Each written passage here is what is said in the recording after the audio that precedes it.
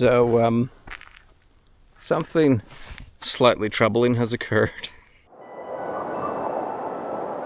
Question for you. What's the connection between influencers playing with explosives, terrible tragedies, crazy weather, strange, mysterious shapes guiding lost hikers, and two sisters who ran a hotel that required visitors to get really high before they could spend the night? The answer, of course, is Ben Nevis, the tallest of Scotland's 282 Munroes. But confusingly, he's quite often said to be one of the most boring ones to climb. But there are two reasons for that. One, because most people climb it via the most boring route possible. And two, most people who climb it are unaware of the weird, forgotten secret stories and hazards of this mountain. So in this video, I'm climbing it via the most spectacular route possible. Don't even think about telling me this is boring, and telling you some things that you might be totally unaware of. Let's go back to the beginning.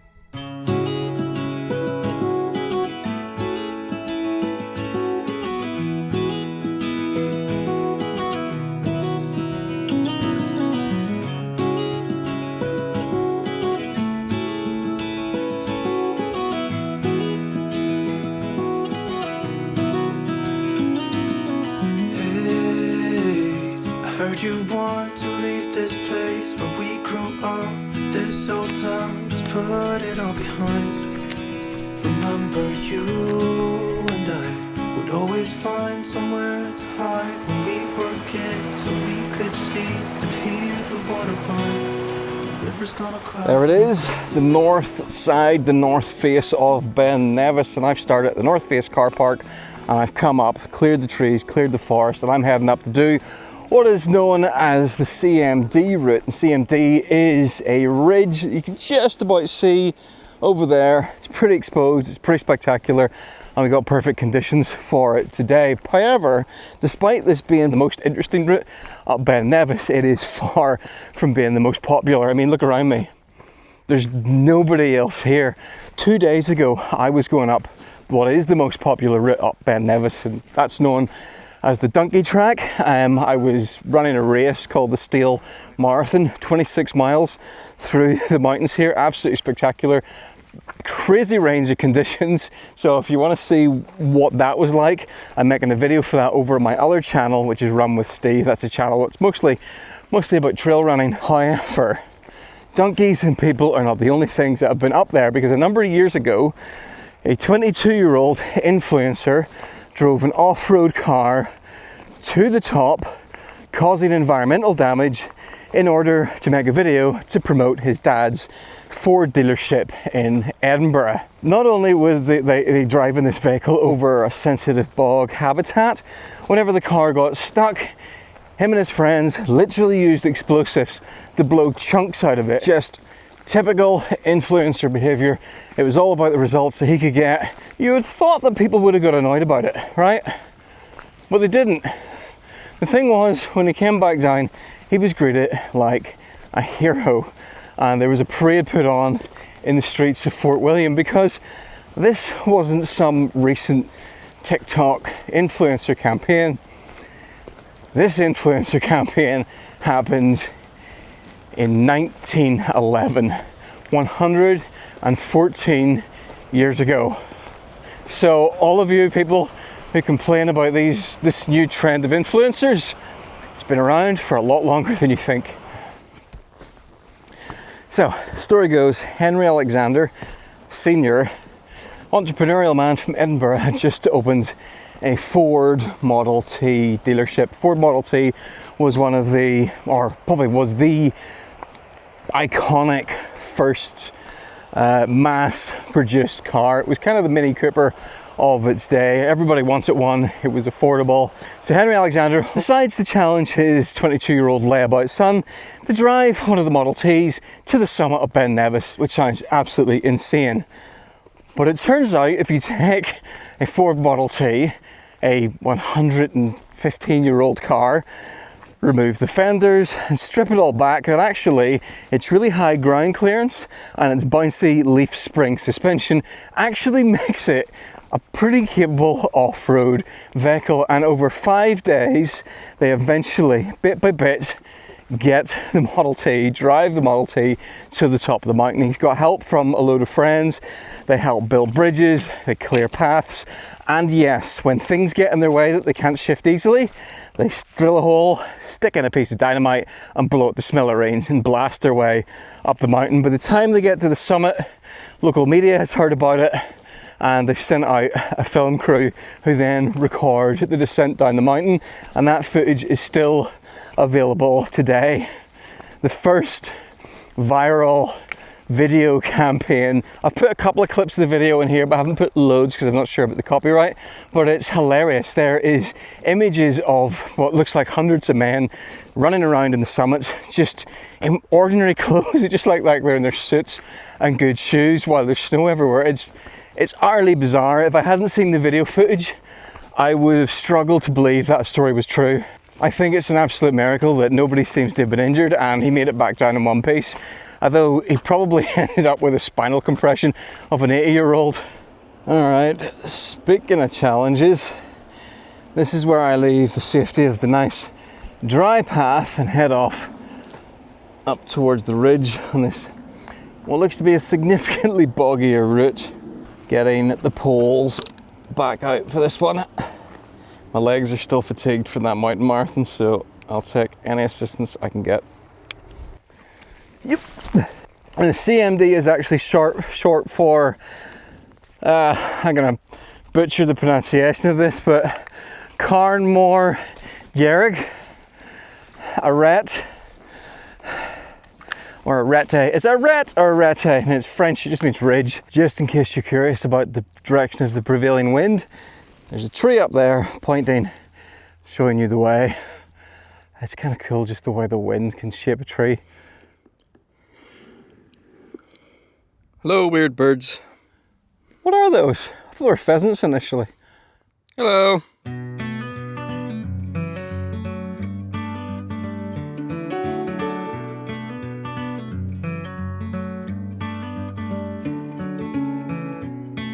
Honey, put your phone down. I know you've been hurting. The spirals alone. That water is absolutely freezing. Maybe one day you'll cross paths and you both got new perfumes.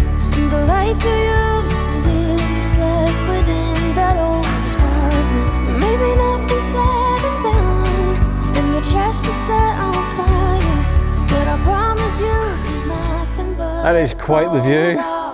That's me up onto the wider ridge. So I've got a little bit of this to go over until I get to the thin, the knife edge arete that is the CMD. I know you don't want it. Definitely starting to get cold now though, so I think probably gonna be sticking on that other layer. I'm gonna talk about my next point here. I was gonna do it in the ridge and then I realized I don't need the distractions because Ben Nevis is a mountain with quite a few hazards. The upcoming ridge being, well, it's going to be a really obvious one. One slip, 1 foot in the wrong direction, and you're not coming back from that fall.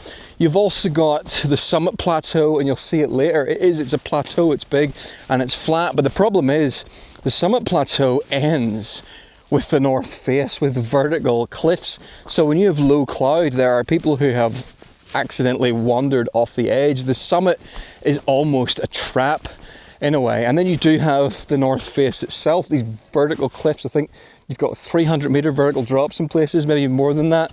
And it's a location that attracts rock climbers and ice climbers in winter. There's snow on the summit of Ben Nevis a lot of the year. The temperature can get to -20 with a wind chill of -40. In those conditions, exposed skin will start to suffer from frostbite in just 10 minutes and you'll be dead within 60. And you think that all that, and the fact that it's the tallest mountain in the UK, would add up to mean that it's probably the deadliest, but it's actually not the deadliest. The deadliest is actually Irwydfa or Snowdon in Wales. Every year, on average, 3 people tragically die on Ben Nevis. but 8 people tragically die on Air Woodfa. But here's the thing, if you do a little bit of maths and you look up the annual visitor numbers, what you'll actually find out is while more people die on Air Woodfa, you as an individual are more likely to die on Ben Nevis.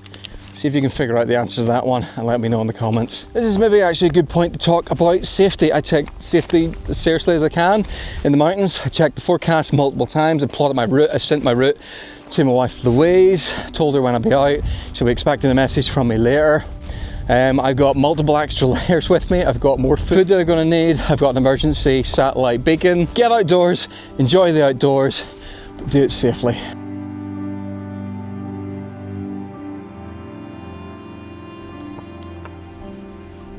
Whoop. And that marks another Munroe. Ooh, that was sitting on that. That marks another Munroe bagged. I think I've now bagged 15 Munroes. So I have a long way to go if I want to tick off all 282 of them. And speaking of bagging Munroes, it's probably a good place to show you this. This is Peak Bagging Munroes Volume 1. And this book is the first in a series that is designed to help you complete all 282 of the Munroes in an efficient way as possible. This has got 141 Munroes in it, and I'm assuming Volume 2 will have the rest of them, but it's such a good book. Here's the route I'm doing today.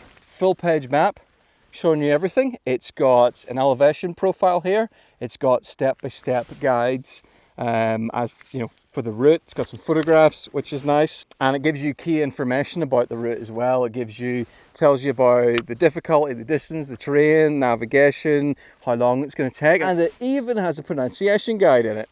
So it's telling me that this mountain I'm sitting on now, you pronounce it Càrn Mòr Dearg, and I would have pronounced that Dearg, but apparently it's Dearg, and it means big red hill. Oh, it's got pronunciation. How to pronounce Ben Nevis? Ben Nevis. And Ben Nevis means venomous mountain. So if you're thinking about starting to get into bagging the Munroes, this is probably going to be a really good place to start.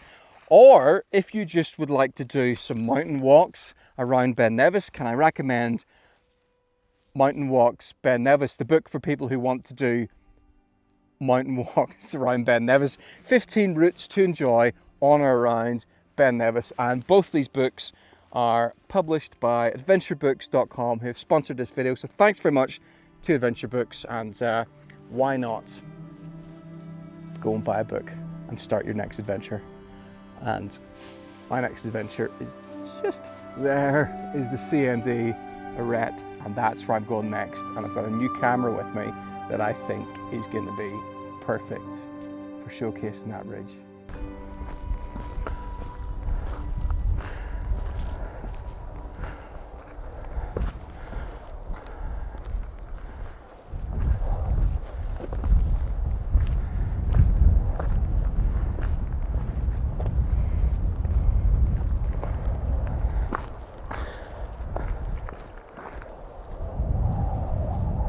I've got a new 360 camera, which I feel is the perfect camera for this, because it means I can look at what my feet are doing and not look at the camera, which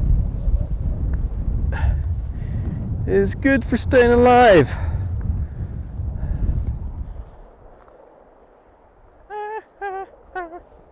Staying alive, staying alive. I'm not super scared of heights, but I'm also not scared of heights.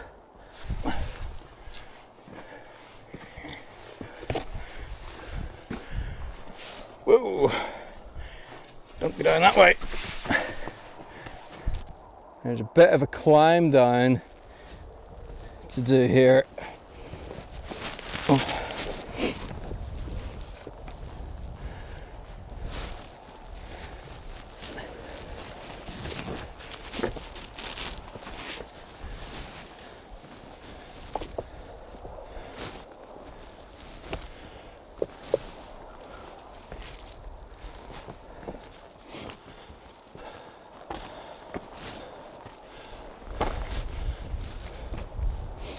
There's a bypass in that direction, that skirts around the edge of the ridge. But we don't need no stinking bypasses.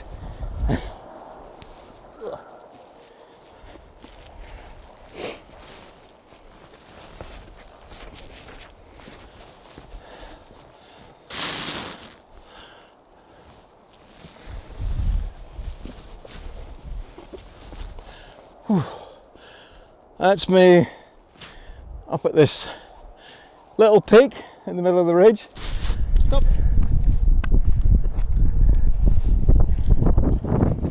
Ooh, it's just got a bit pointier, a little bit more arete.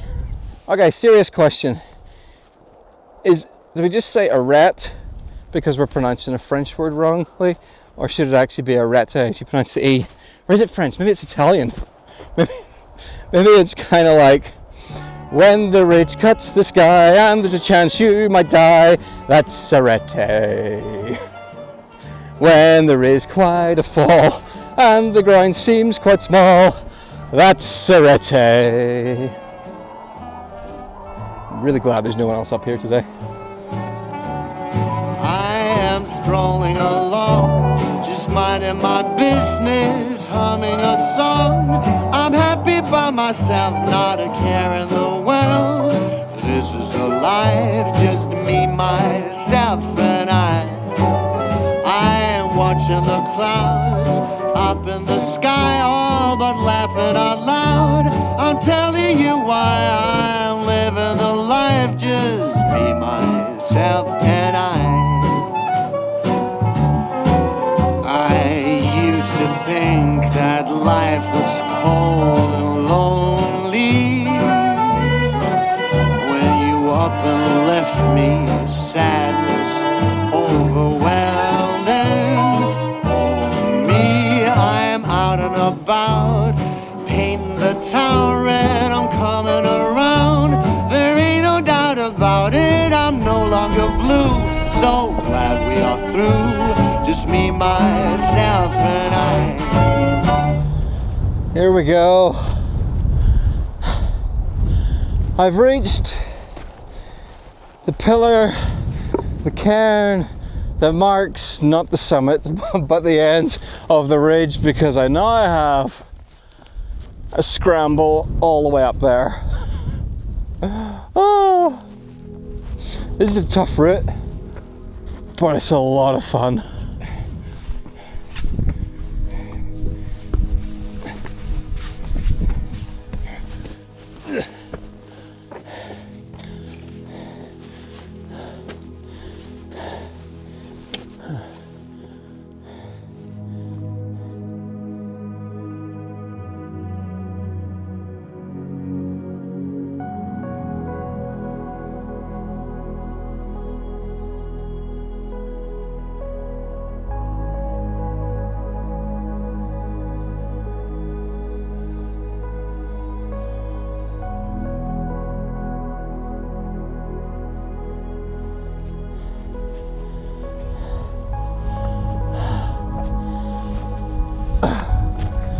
And like that, I am now the highest person in the UK. Okay, so if you get yourself to the summit of Ben Nevis, you probably noticed this, the emergency shelter. I don't advise going in there because it normally smells like poo and pee, so maybe give it a miss. But if you look over here, you'll see some ruined buildings. And there seems to be like some other bits and pieces of rocks here and there, some ruined stuff. And if you load up a map from the 1800s, which I've managed to find, I've done here on my hiker app, you will see that actually up here was not in ruins. In fact, it looked a lot more interesting, because look what we got here. We get two words, we got observatory, refreshment room, and well. And I'm going to tell you about each of them, because the stories behind them are pretty incredible. So first of all, we've got these ruins here, and there's really not that much left of them. But this was a Weller observatory. It was built in the 1800s, and there were men lived up here almost full time, measuring the weather in all kinds of conditions. And the cool thing is, I was able to find some of their journal entries Listen to this. This is brilliant. This is from the winter of 1900. As soon as Mr. Ormond went outside the door of the new porch, he was lifted off his feet and blown backwards against Mr. Rankin, who was knocked over. Notebook for observations, torn in two and blown away. Solid blocks of ice flying around. Then I found a story published on the 11th of July 1895 about the time the observatory got struck by lightning. Between 2 and 3 o'clock in that afternoon, repeated clicks on the telegraph instrument were heard by one of the assistants who was sitting in the office, when suddenly the whole office was filled with a brilliant flash and a deafening roar. A pillar of smoke was discharged from the telegraph instrument and from the stovepipe filling the room. The discharge hurled 2 boxes and a small pitcher that were in the vicinity of the lightning protector across the kitchen, blew off the button and outer casements of the electric bell in the visitor's room. The solder on the kitchen chimney outside, a copper fastening of the lightning conductor, and many portions of the telegraphic wire and apparatus were fused together, and the woodwork of the observatory was scorched in several places. Absolutely insane. Right, you might be saying, that's not new. I knew about the Weller Observatory. Right, okay. Smarty pants. But did you know that there wasn't just an observatory up here? There was also a hotel. And this is all that's left of it. This was known as the Observatory Hotel, and during the summer it was run by 2 sisters. There were 4 bedrooms in it, and for 10 shillings you could get your dinner, you could get your breakfast. That was about £75 in today's money. Or if you hiked up here and you just fancied some lunch, you could go in, and for 3 shillings they would get you lunch. That's about £22 in today's money. And if you were the sort of person who's not particularly fond of exercise, you could still stay in this hotel because you could hire a pony and a guide to take you up and down. So I guess you could say it was maybe ahead of its time. Right, the last thing I want to see if I can find that was on this map, and I've no idea if this is here, is it said there was a well. Now the concerning thing is that this is pointing right off the edge of the mountain. So I hope it's not too far down here. I'm right off the summit a bit, and well,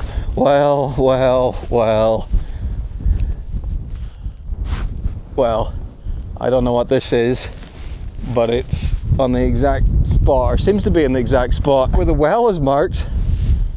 Interesting. This is definitely old. Is it 100 years old? I don't know. But anyway, I would guess if you've been up on the top of Ben Nevis a few times, you had no idea this was here. Right, I got one last story for you, and it's a little bit of a creepy one.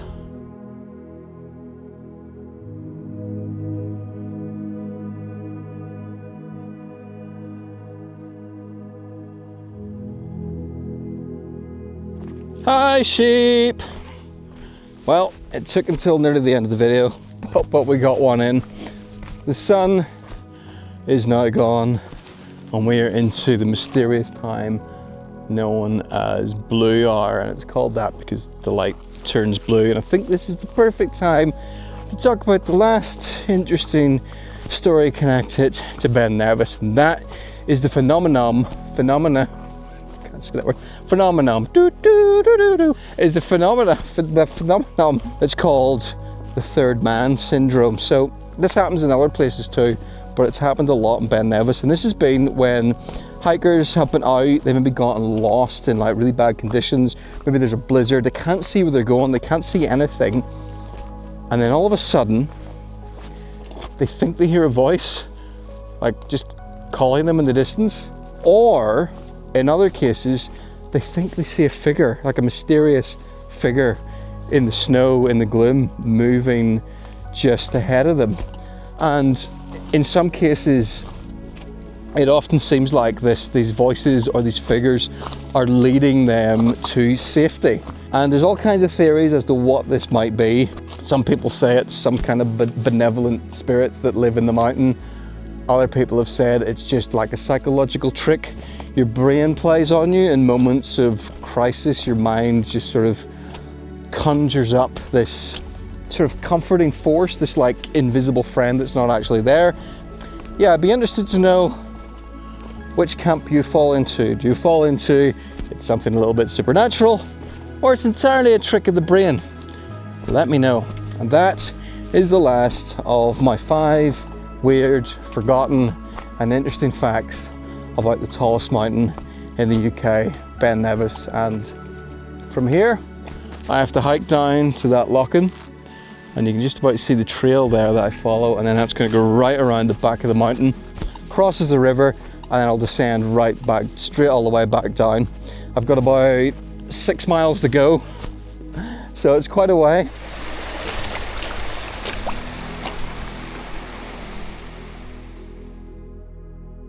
Right, I'm currently, you probably can't tell, but I'm right in onto the base of the north face at this point, and I came this way when I did that mountain marathon that I don't think I've mentioned. So if you want to see what the last several miles of this hike is like from the lake, go and watch that video, because it's not quite exactly the same route, but it's very similar.